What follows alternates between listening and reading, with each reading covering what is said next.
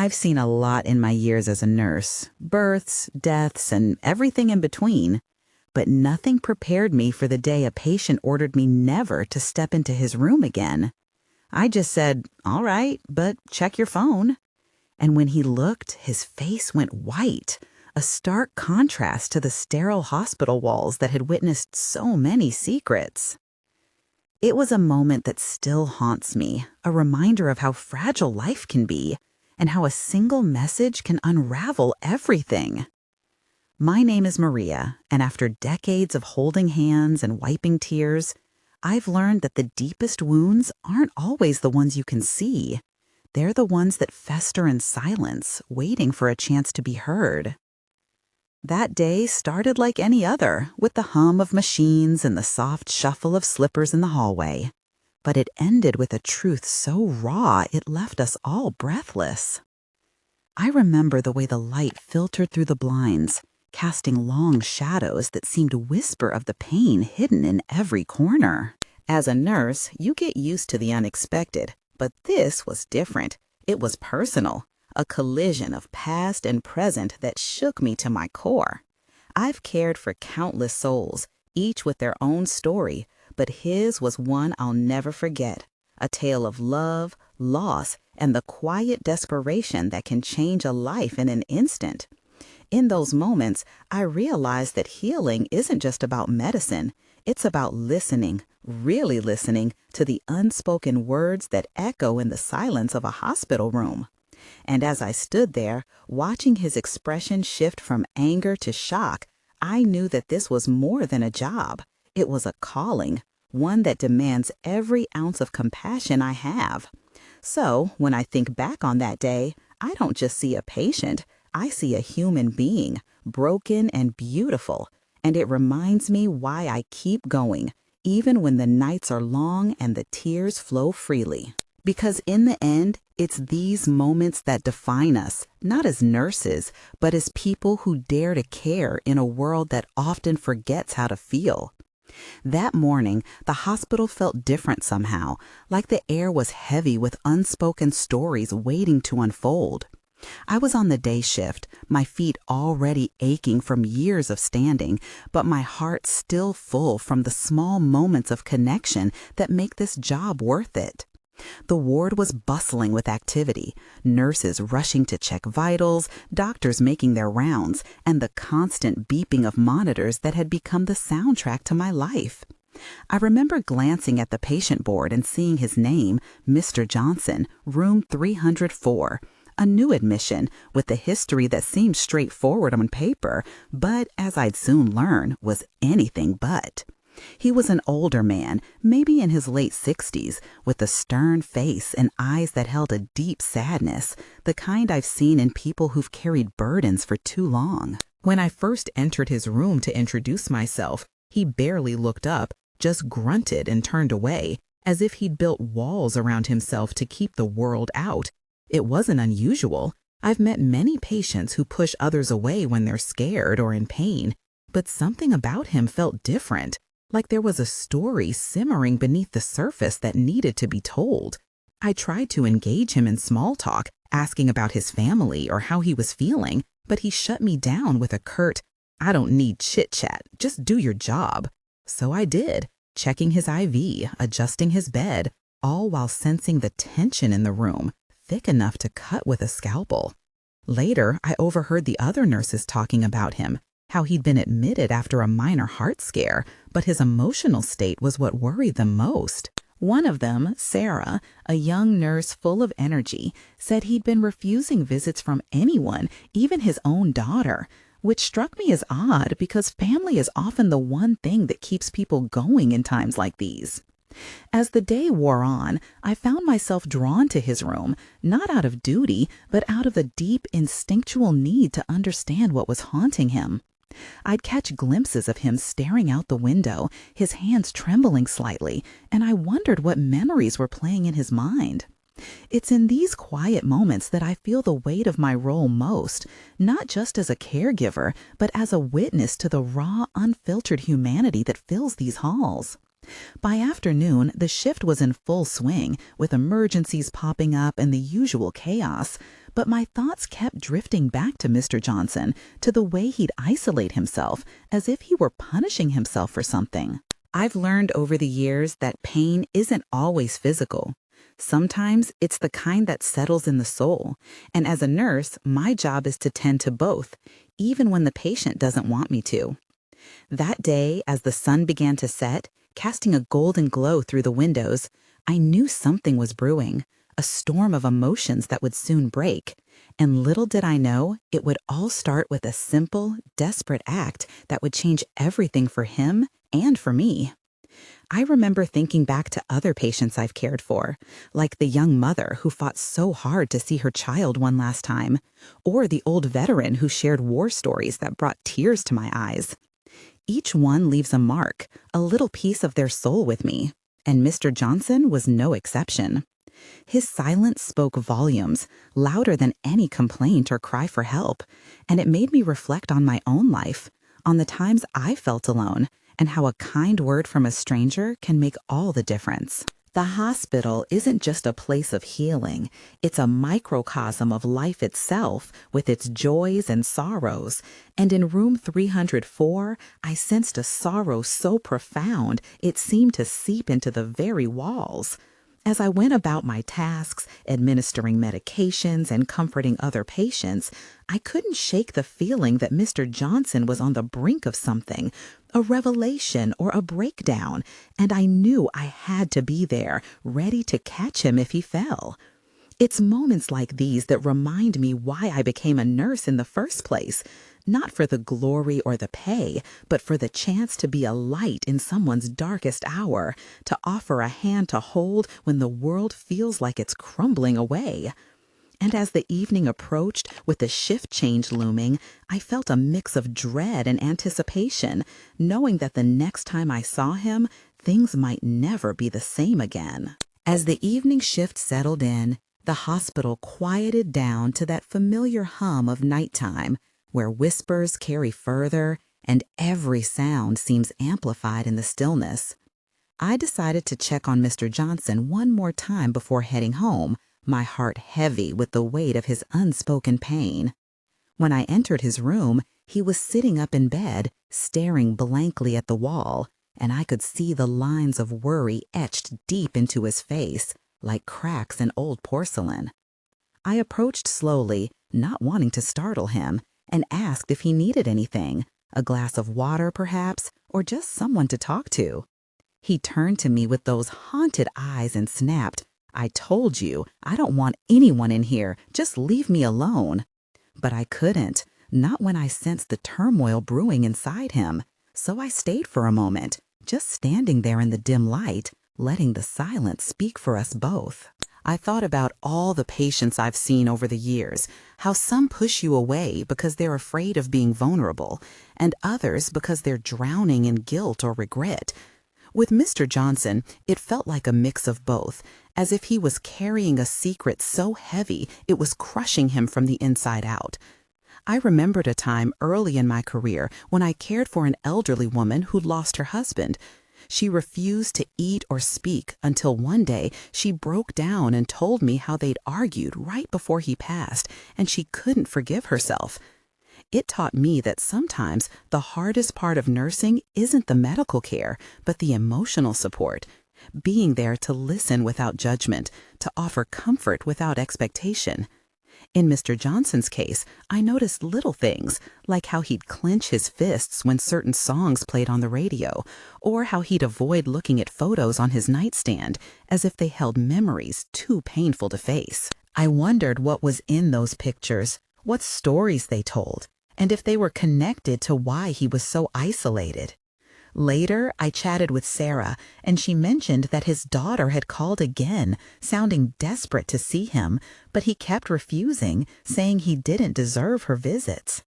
That broke my heart, because I've seen how family rifts can fester, turning love into resentment, and I knew that if he didn't open up soon, it might be too late. So I took a deep breath and tried one more time, sitting by his bedside and sharing a bit of my own story. How I lost my mother years ago and regretted not saying all the things I wanted to before she was gone. It wasn't much, just a simple admission, but I saw a flicker of something in his eyes, a hint of recognition, as if he understood that pain all too well. He didn't say anything, just nodded slowly, and for a moment the tension in the room eased, like a storm cloud parting to let in a sliver of light. It's in these small connections that I find hope. The knowledge that even in the darkest times, we're not alone if we're willing to reach out. Now, I'd love to hear from you. Where are you listening from? Drop a comment and tell me your city. It always warms my heart to know that stories like this resonate with people everywhere, reminding us that we're all in this together, no matter how far apart we are. Reflecting on that moment, I realized how much of nursing is about patience and persistence, about showing up even when you're turned away, because you never know when a kind word might be the one thing that changes everything.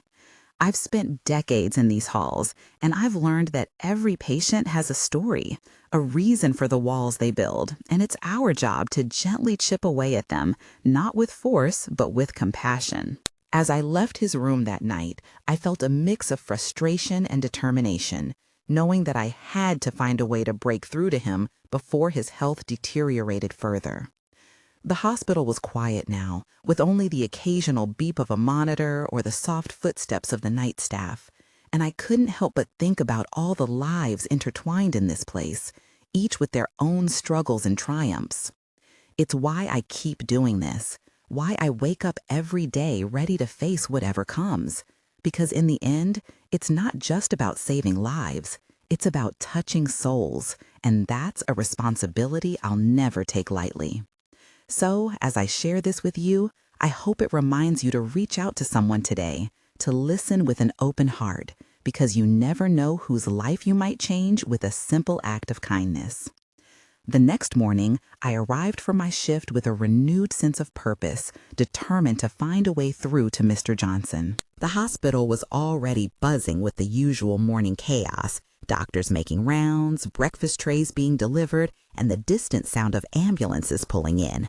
I headed straight to room 304, my mind racing with thoughts of what I might say or do to break through his stubborn silence. But as I pushed the door open, I was met with a scene I'll never forget. Mr. Johnson was sitting rigidly in his bed, his face pale and drawn, and when he saw me, his eyes flashed with an anger I hadn't seen before. "I told you to stay out," he shouted, his voice trembling with a raw intensity that made me freeze in my tracks. "I don't want you in here, not now, not ever. Just leave me alone." My heart sank, and for a moment I felt the sting of rejection, the kind that makes you question if you're really making a difference. But then I remembered all the times I faced similar outbursts from patients who are scared or in pain, and I knew I couldn't give up. I took a slow breath, steadying myself, and replied as calmly as I could, "All right, but check your phone." The words came out almost without thinking, a desperate gamble based on a hunch I'd had after noticing how he'd been avoiding his device for days. He stared at me, confusion mixing with his anger, and for a long second the room was so quiet I could hear my own heartbeat.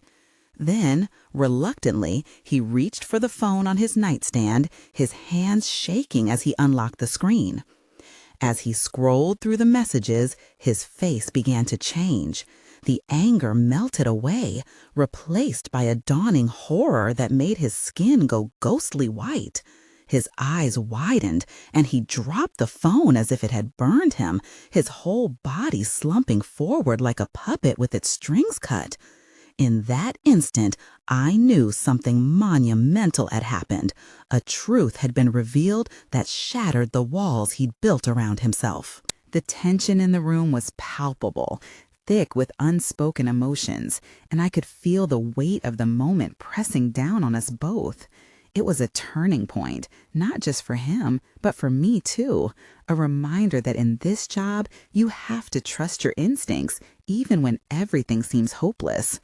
I've seen many crises in my career, but this one felt different, more personal, as if I was witnessing the unraveling of a soul that had been holding on too tightly for too long.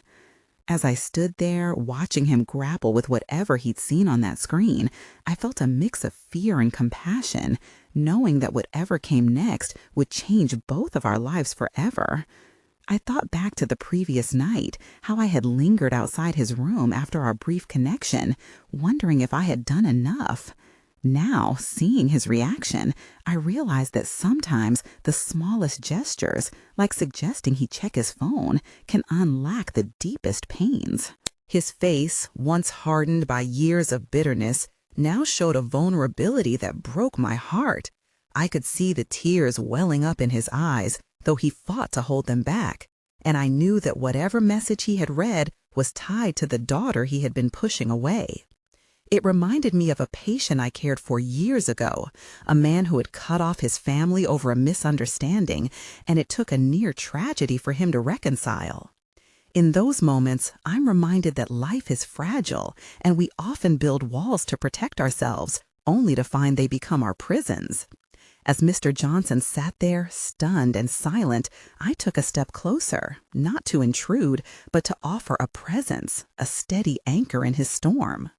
The hospital sounds faded into the background, the beeps, the footsteps, the distant voices, and all that remained was the raw humanity between us.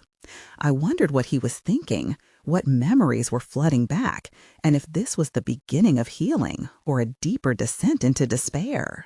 Over my decades as a nurse, I've learned that turning points like this are rare and precious. They demand everything from us, not just as professionals, but as human beings who care deeply. I stayed with him, not saying a word, just letting the silence hold us. And in that space, I felt a glimmer of hope that maybe, just maybe, he was ready to face whatever he had been running from. In the heavy silence that followed, I could see the storm raging inside Mr. Johnson. His breathing became shallow and rapid, and when I gently placed a hand on his shoulder, he flinched as if my touch burned. "It's all my fault," he whispered, his voice cracking with a pain so deep it seemed to come from his very soul. "All these years, I thought she hated me." He began to tremble uncontrollably, and I knew we were facing more than just emotional turmoil. His vital signs were deteriorating right before my eyes. I quickly pressed the call button, my training kicking in, even as my heart ached for him. When the medical team rushed in, the room transformed from a place of quiet revelation to one of urgent crisis. His blood pressure had plummeted, and his heart rate was becoming erratic, complications from the stress triggering his underlying cardiac condition. As we worked to stabilize him, administering medications and adjusting monitors, I couldn't shake the image of his devastated face. He kept muttering about his daughter, fragments of a story emerging between gasps, how he'd driven her away after his wife's death, believing he'd failed them both, and now he discovered she'd been trying to reach him all along, that she still loved him despite everything. The irony wasn't lost on me. The very truth that might heal him was now threatening his life. I stayed by his side through it all, holding his hand when he allowed it, feeling the cold sweat on his skin and the fragile beat of his pulse. It reminded me of so many other patients I've seen where emotional pain manifests physically, where the weight of regret becomes too much for a weary heart to bear. The doctors were concerned about the risk of a full cardiac event, and we had to sedate him lightly to reduce the stress, a necessary measure that felt like adding another layer to his suffering. In those tense hours, I thought about my own life, the times I've carried guilt and how it can eat away at you if you let it. As a nurse, you learn to compartmentalize, but moments like this break through all your defenses. I found myself praying silently, something I haven't done in years, asking for strength not just for him, but for myself, to be the calm in this storm. The hospital buzzed around us, with other patients needing care, but my focus remained on Mr. Johnson, on the man who'd built walls so high he couldn't see the love waiting on the other side.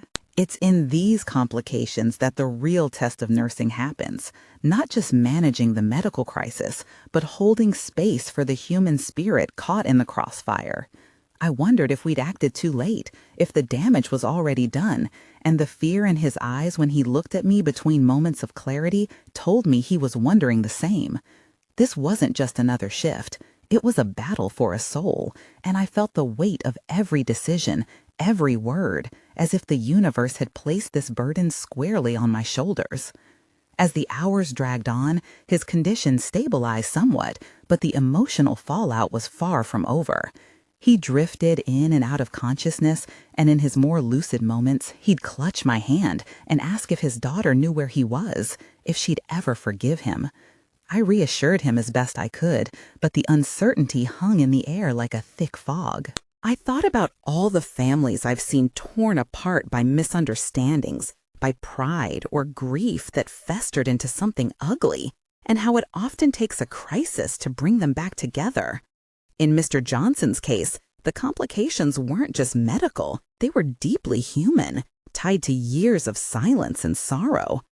I remembered a patient from years ago, a woman who'd refused to see her son until it was almost too late, and how their reconciliation had brought a peace that medicine alone couldn't provide. With Mr. Johnson, I felt that same potential for healing, but the path was fraught with risks. His physical health was fragile, and every emotional upheaval threatened to undo the progress we'd made. I consulted with the doctors about his care plan, emphasizing the need for emotional support alongside medical treatment, and they agreed to involve a counselor, but I knew that the real work would happen in the quiet moments, in the trust we'd built. As I monitored his vitals, I couldn't help but reflect on how life has a way of bringing things full circle, how the very secrets we hide to protect ourselves often become the source of our greatest pain. For Mr. Johnson, that phone message had been a key, unlocking a door he'd kept sealed for too long, and now we had to help him walk through it without breaking. The complications stretched into the evening, with updates to his family and adjustments to his meds, and through it all, I stayed, because that's what we do as nurses. We don't just treat the illness, we care for the person, no matter how messy it gets. And in that mess, I found a strange beauty, a reminder that even in the darkest times, there's a chance for redemption, if only we have the courage to face it. As the night deepened, Mr. Johnson's condition took a critical turn. His heart monitor began beeping frantically, signaling a dangerous arrhythmia that required immediate intervention. The room filled with a tense urgency as the medical team worked to stabilize him, their voices sharp and focused, but all I could see was the raw fear in his eyes, a fear that went beyond physical pain, rooted in the emotional abyss he'd just uncovered. He gripped my hand so tightly it hurt, his knuckles white, and between ragged breaths he choked out, "Tell her I'm sorry. Tell my daughter I never stopped loving her." In that moment, I felt the full weight of my role, not just as a nurse monitoring vitals, but as a bridge between a broken man and the forgiveness he so desperately needed. We administered emergency medications, adjusted his oxygen, and I stayed by his side, whispering reassurances, my own heart pounding in sync with the erratic beats on the screen. It was the climax of everything that had built up over days, the silence, the anger, the revelation, all culminating in this life or death struggle where his body and soul seemed to be tearing apart. I thought of all the patients I've lost over the years, the ones who slipped away with regrets unspoken, and I prayed that wouldn't be his fate. As the crisis peaked, his daughter arrived, rushed in by a social worker after we'd contacted her, and the sight of her in the doorway broke through the clinical chaos. Her eyes met his, filled with tears, and in that instant, something shifted. His breathing eased slightly, as if her presence alone was a balm to his tormented spirit. She rushed to his side, taking his other hand, and the words they exchanged were too soft for me to hear, but the relief on his face told me everything. It was a moment of profound humanity, where love triumphed over years of pain, and I felt tears welling in my own eyes, overwhelmed by the power of connection in the face of despair. This is why I do what I do, for these rare, transformative moments that remind us all of what truly matters. Now, as I share this intense part of the story, I'd be honored if you'd subscribe to hear more tales from the heart of nursing. And if you've ever experienced a moment where love healed a deep wound, please share it in the comments. Your stories inspire me to keep going, even on the toughest days. In the midst of that chaos, I couldn't help but reflect on my own journey, the countless nights I've spent in similar rooms, holding hands, wiping brows, and bearing witness to the raw edges of human existence. Each patient leaves an imprint on my soul, and Mr. Johnson's story was etching itself deep, a reminder that our work isn't just about protocols and procedures. It's about being present in the most vulnerable moments, offering a steady hand when the world feels like it's falling apart. As his daughter held him, I stepped back slightly, giving them space, but I kept a watchful eye on the monitors, my training and empathy intertwined in a delicate dance. The doctors were adjusting his medications, trying to bring his heart back into a stable rhythm, and I could see the strain on everyone's faces, the weight of a life hanging in the balance. I remembered a time early in my career when I witnessed a similar reunion, a father and son reconciling after decades apart, and how that moment of forgiveness seemed to infuse the room with a palpable sense of peace. Here, with Mr. Johnson, I felt that same energy, a healing force that transcended the medical equipment and sterile surroundings. His daughter whispered to him, her voice trembling with emotion, and he managed a weak smile, the first genuine one I'd seen from him since he arrived. It was as if a heavy burden had been lifted, and though his body was still fighting, his spirit seemed to find a new strength. I thought about how often we carry our pains in silence, building walls that isolate us from the very people who could help us heal, and how a simple act of reaching out, like checking a phone message, can shatter those barriers. In that critical hour, as his vitals slowly stabilized, I felt a mix of exhaustion and awe, knowing that we had navigated not just a medical emergency, but a profound human drama.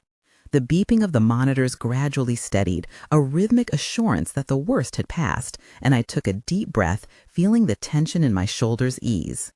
His daughter looked up at me, her eyes grateful, and she mouthed a quiet "thank you," a gesture that meant more to me than any professional accolade. It's in these climaxes that I'm reminded why I chose this path, to be part of stories that redefine lives, to witness the resilience of the human heart even in its most broken state. It's in these climaxes that I'm reminded why I chose this path, to be part of stories that redefine lives, to witness the resilience of the human heart even in its most broken state. As the night wore on, I stayed with them, offering support and ensuring his comfort, all while reflecting on the broader lessons of compassion and redemption. If this story resonates with you, I encourage you to subscribe for more insights from the front lines of care.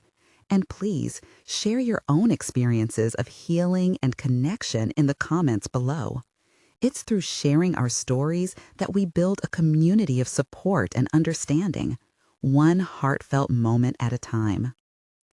In the quiet hours that followed the crisis, a sense of calm settled over room 304, like the gentle aftermath of a fierce storm. Mr. Johnson's breathing had evened out, his heart rate stabilizing under the careful watch of the monitors, and the frantic energy of the emergency gave way to a peaceful stillness. His daughter never left his side, her hand resting in his, and I could see the years of distance melting away in their shared silence. They didn't need many words. The simple act of being together spoke volumes, healing wounds that had festered for too long. I moved around the room softly, adjusting his pillows and checking his IV, all while giving them the space to reconnect, my heart swelling with a quiet joy. It's in these moments of resolution that I find the deepest satisfaction in my work, not in the dramatic saves, but in the gradual return to peace, where bodies and souls begin to mend together. Over the next few days, Mr. Johnson's recovery was slow but steady, marked by small victories like him eating a full meal or sharing a laugh with his daughter.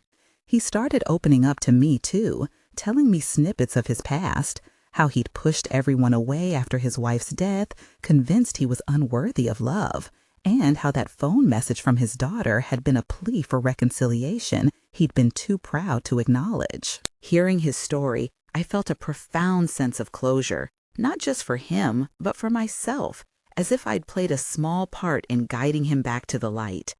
The hospital routine resumed around us, with other patients coming and going, but in that room, something special had unfolded, a reminder that even in the most sterile environments, human connection can flourish.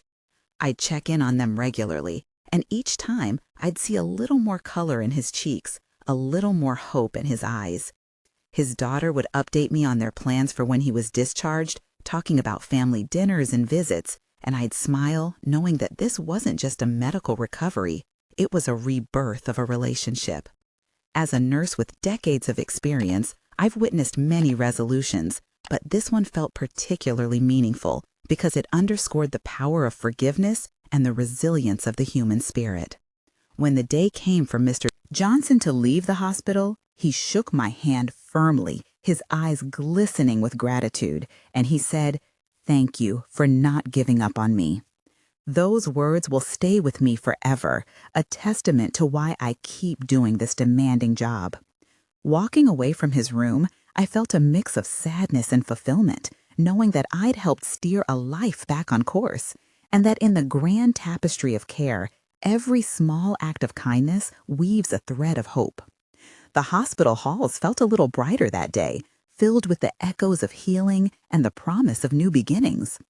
Reflecting on the entire journey, from his initial anger to this peaceful farewell, I realized how much we all need connection to truly heal.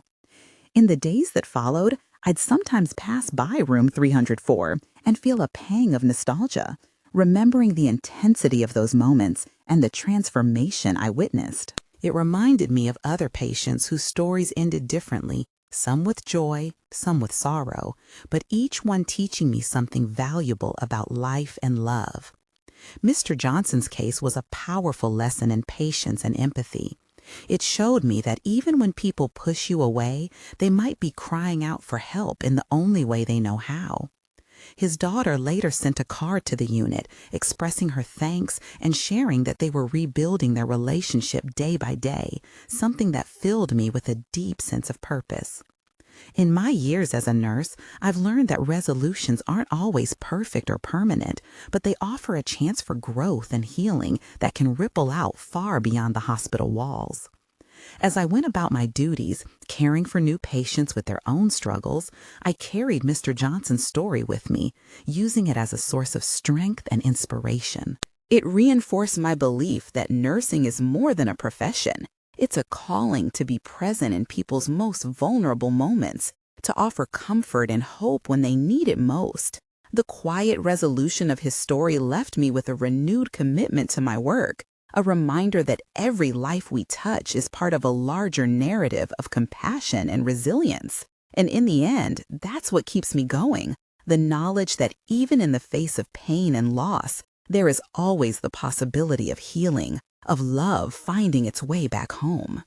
Looking back on that day when Mr. Johnson ordered me never to step into his room again, I now see how it all unfolded, how his anger was a shield for a heart shattered by guilt and loss, and how that simple suggestion to check his phone became the key to unlocking a truth he'd buried for years. He had pushed his daughter away after his wife's death, convinced he was to blame for not being there enough, for not saying the right things, for letting grief build a wall between them that seemed insurmountable. In his isolation, he missed her countless attempts to reconnect, the calls, the letters, the messages piling up on his phone that he refused to read, fearing they were filled with accusations rather than the love she still held for him. That one message, the one I nudged him to see, was from her, pouring out her heart, telling him she understood his pain and that she never stopped caring, that she wanted to rebuild what they'd lost.